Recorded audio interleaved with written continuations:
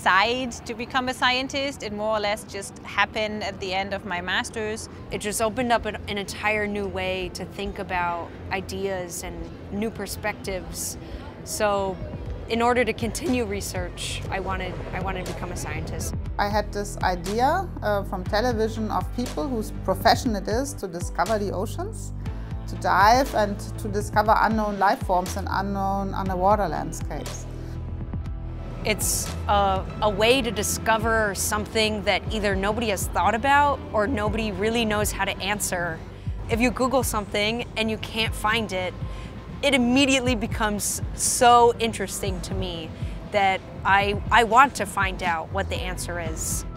My main motivation is to make a difference for the knowledge we have, and a difference also to give this other life a voice, because we are changing the planet at a rate that we might be losing a lot of species, and I want to support the visibility of deep sea life. Some of the most beautiful things about my scientific work is the places that I go to, of course, and then marrying them with the brand new discoveries that I can investigate. To explain 450,000 years of temperature evolution of permafrost under the Arctic Ocean, which is huge time frames and huge depth and huge temperature ranges, and it's all in basically 2 lines of mathematical equations.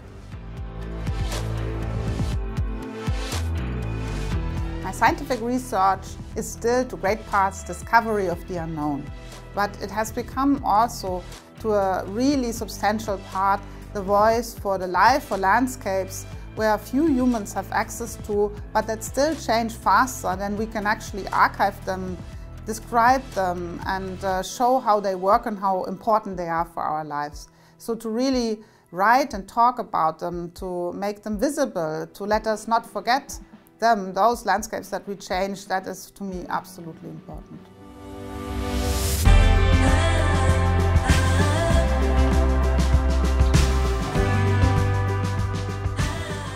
I'm a person, a human photographer, and I tell climate change stories through the eyes of scientists. I have started to work on a new project. It's called Women of Arctic Science. It's a portrait project where I want to show female expedition participants and their role and importance of their work in polar science. I packed this silly dress, not knowing that there was going to be a photographer on our team.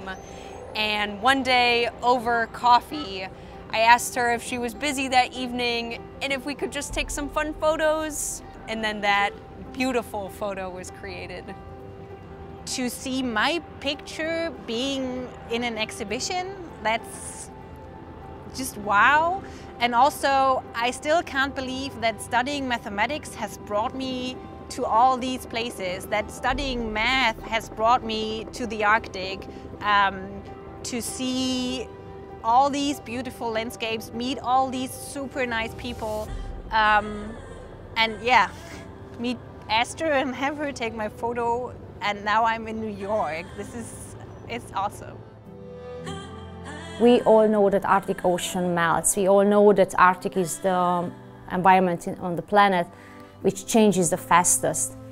But who are the scientists and how do they live and work in the most remote locations on our planet?